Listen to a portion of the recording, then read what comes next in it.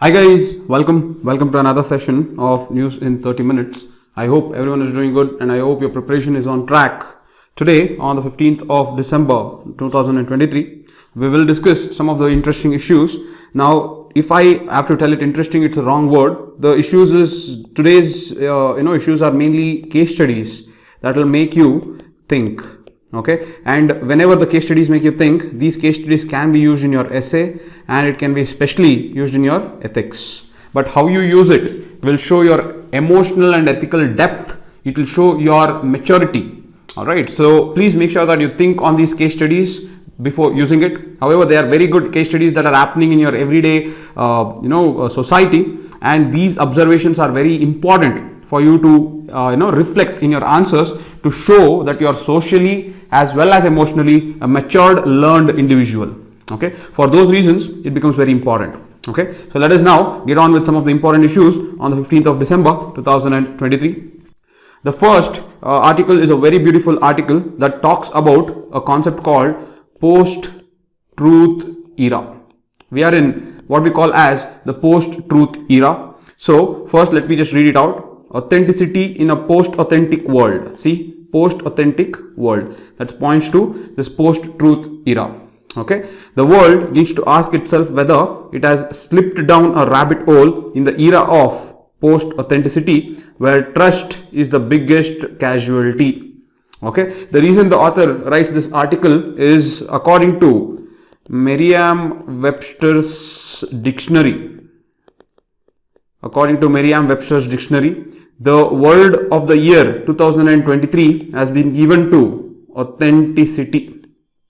Because the word has been given to authenticity, the author now compares this authenticity with the post-authentic world. Okay, so the author compares with the post-authentic world. So the article very beautifully illustrates some of the important words that have come to the forefront in the post-truth era.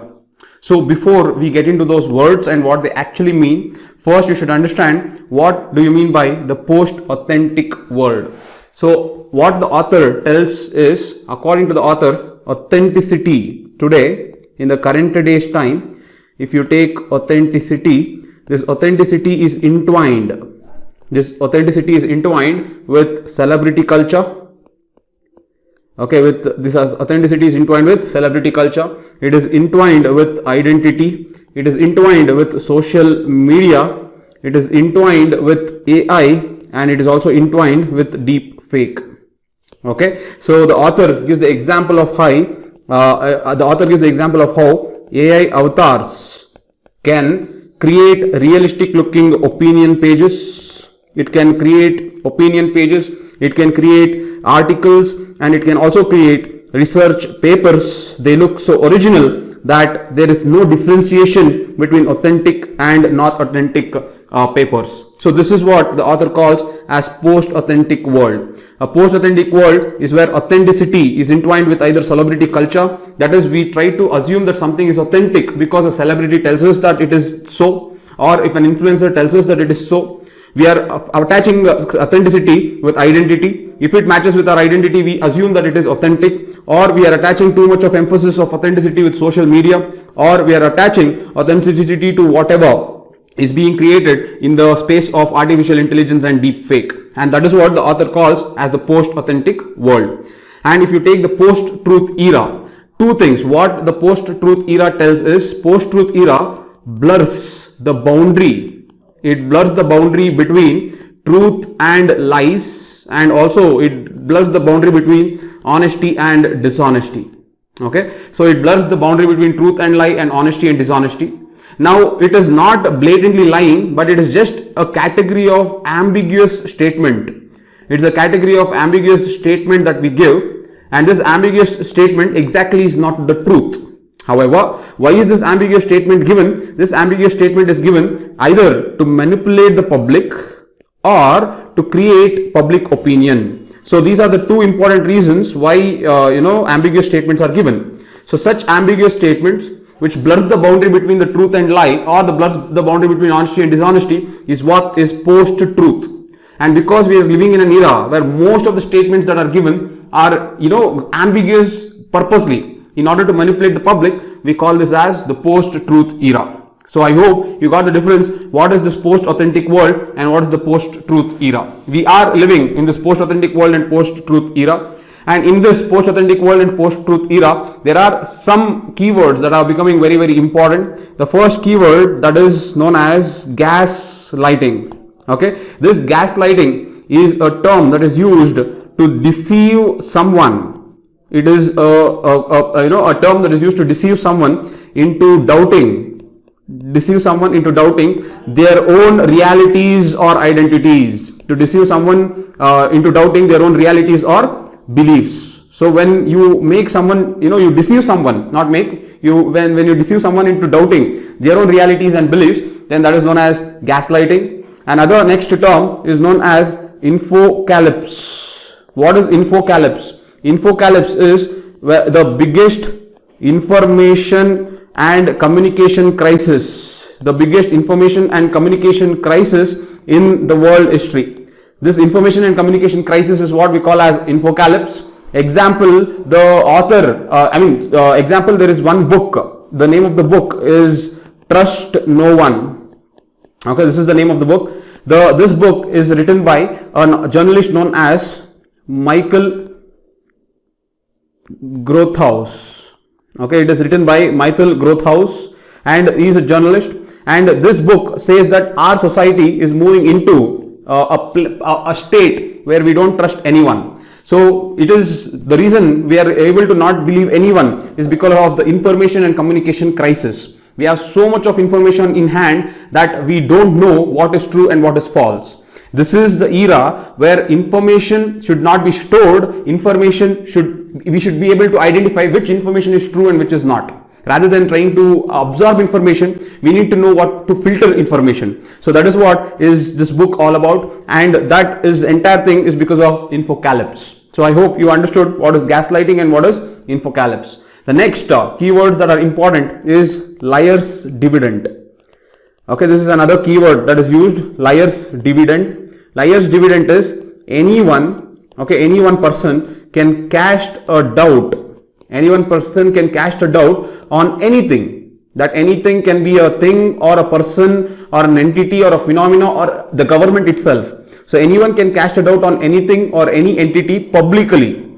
Okay, and when they do it, when they try to cast a doubt publicly, this will result in questioning. This will result in questioning the authenticity of that particular entity itself.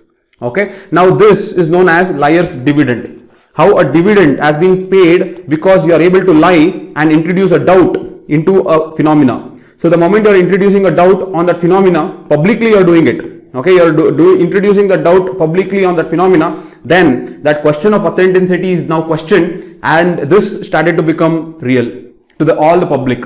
So this is what is known as liar's dividend. Okay, and the last keyword is what we call as attention economy. If you see Google, if you see Instagram, if you see Facebook, everything is moving towards attention economy. Attention economy is a constant fighting.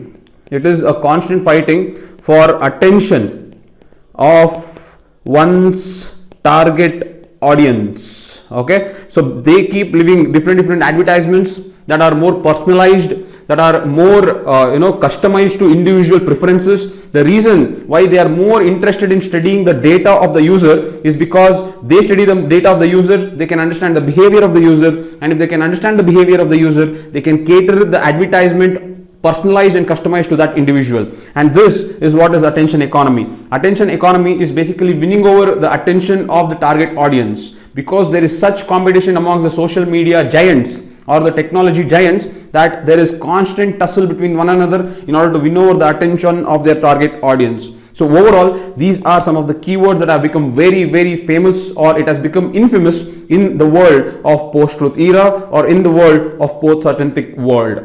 Okay, so you got the statement of what post-truth era means, what post-authentic world means, and how gaslighting, infocalypse, liar's dividend and attention economy has taken precedence in today's world. And this is what I would like you to think, how these words are impacting Indian society, how they are impacting Indian values, and what can be done for us to reduce these phenomena of gaslighting, infocalypse, liar's dividend and attention economy. That is something that you have to ponder upon, and this is something that can be reflected in your essay or your ethics paper.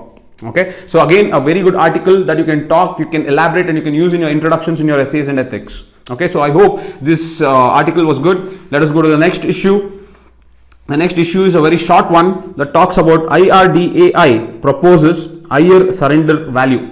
Okay, so basically this article you have to learn what is this surrender value. Okay, so currently the surrender value is calculated as a percentage of the total premium paid. The surrender value factor increases with time. Okay, so first let us discuss what is this surrender value. Okay, so surrender value is the amount. Surrender value is the amount that the investor will receive. Amount the investor will receive if they surrender the policy. If the investor surrenders the policy, then the amount that the investor will receive, that is, what do you mean by surrendering the policy? Surrendering the policy is without completing the tenure of the policy.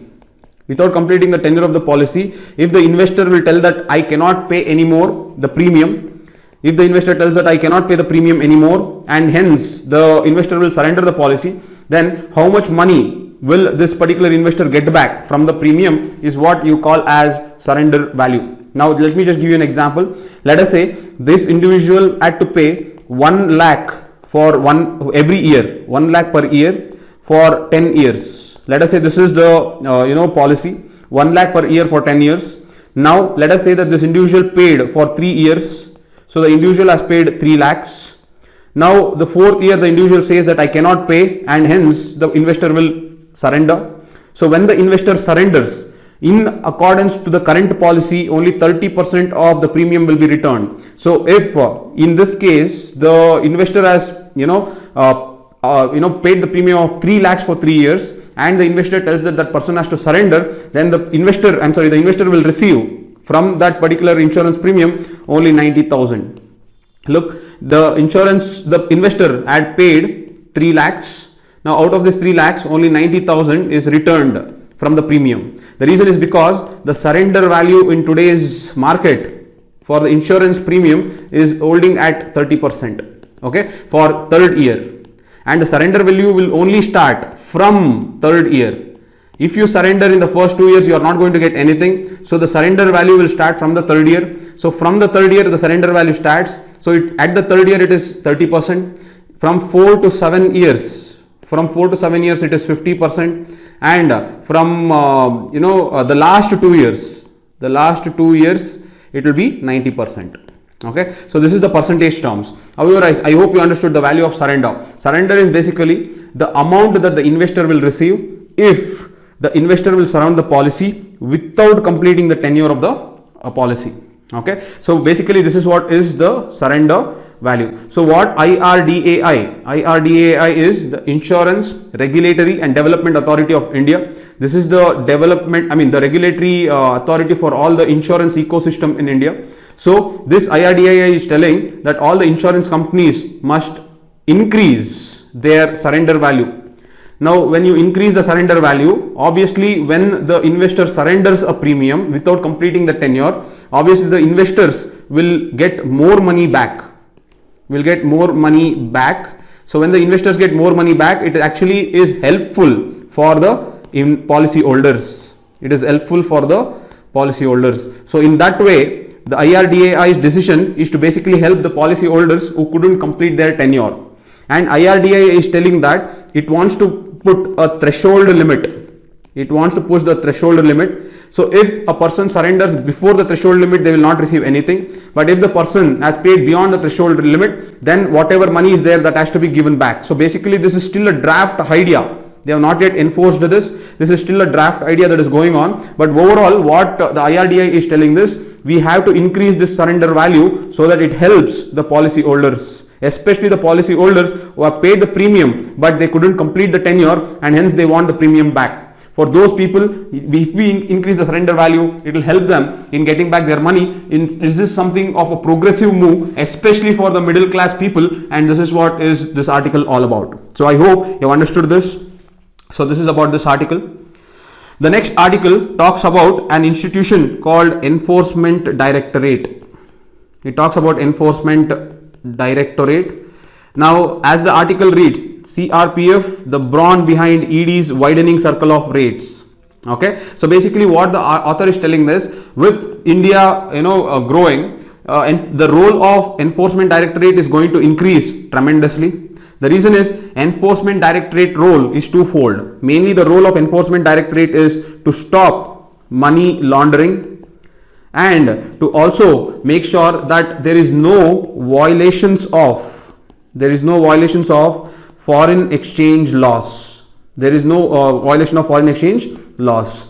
Okay, so these are the two important aspects of the Enforcement Directorate. So the author says that Enforcement Directorate have to do raids, and they have to do raids at multiple locations at once. So they have to do raids at multiple locations simultaneously, and also they have to do raids on people who are highly politically powerful.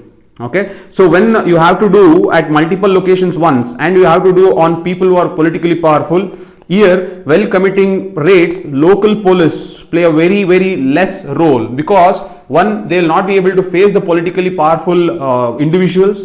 Also, doing it at multiple locations at once, which has multiple jurisdictions locally, then coordination among the police becomes very difficult. So in that scenario, currently Enforcement Directorate is basically helped by CRPF. Okay, so it is the CRPF that is called upon for two reasons. One, it is called upon to secure the raid locations. It is called upon to secure the raid locations, and also it is called upon to protect the ED members during their mission. To protect the ED members during their mission, as well as to secure the raid location. These are the two reasons why CRPF, the Central Reserve Police Force, is called upon. So this is how Enforcement Directorate works. So here the author makes a point that instead of calling on the CRPF every time there is a raid, because we are going to need the action of Enforcement Directorate more and more in the India's future, ED should have its own dedicated army wing or armed wing. Okay, it should have its own dedicated armed wing that can provide a proper security architecture to its missions. So that is the entire argument regarding this article. Okay, now because we are speaking about Enforcement Directorate, let me just give you a background of Enforcement Directorate from prelims perspective. If you take Enforcement Directorate, as I already told you, it is mainly in charge of one, money laundering, and it is also in charge of any violations of foreign exchange. Any violations of foreign exchanges, it is in charge of that. Then it usually is investigating on these following important legislations. The first legislation is Prevention of Money Laundering Act 2002. That is the first legislation. The second is Foreign Exchange Management Act 1999. The third legislation is Coffee Posa Act. What is Coffee Posa Act 1974? Coffee Posa Act 1974 is Conservation of Foreign Exchange and Prevention of Smuggling Act 1974. I'll repeat again, Conservation of Foreign Exchange and Prevention of Smuggling Act 1974. And the last one, the fourth one that it is in charge of, is Fugitive Economic Offenders Act 2018. So these are the four acts that Enforcement Directorate enforces within and outside India. Again, I'll repeat: Prevention of Money Laundering Act 2002, Foreign Exchange Management Act 1999, Conservation of Foreign Exchange and Prevention of Smuggling Act 1974, and Fugitive Economic Offenders Act of 2018. These are the four acts that is enforced by the Enforcement Directorate. The Enforcement Directorate is basically a statutory body that comes under Finance Ministry. It comes under Finance Ministry, and under the Finance Ministry it comes under the Department of Revenue. It comes under the Department of Revenue, and as I told you, it does not have its own dedicated security architecture. It does not have its own dedicated security architecture, and it has to rely more and more on CRPF during conducting of raids. But the conclusion is, being a premier financial intelligence agency, being a premier financial intelligence agency, India be going to be the financial power as well as the global power in the near future. If we have to control any type of violations of our foreign exchange as well as money laundering, ED or Enforcement Directorate is going to take a pivotal role, and if it has to do its job in a very autonomous and dedicated and diligent manner, we need to have a dedicated security architecture that will be able to allow ED to conduct raids at multiple locations with no fear whatsoever. Alright, so this is what is the end, the conclusion of this particular article. So it just tells the importance of ED and how ED becomes very important in India's future and its economic trajectory. Okay, so a very good article that you should know. The last article of the day is a case study. It is a case study. You can tell that it is a case study of following things. A case study of failure of us as a society. It is a case study of failure of our collective conscience. Okay, it is a failure of political will. It is a failure of society becoming silent, or failure of society becoming inaction. Okay, society not taking any action. And it is also a case study for utter lawlessness.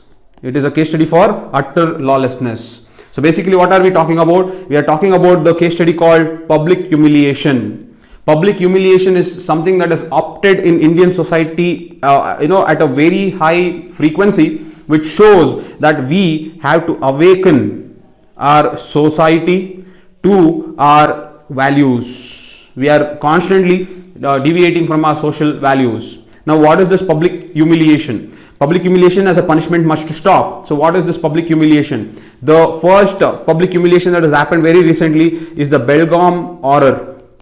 Remember that there was a woman. This woman was a mother of a son.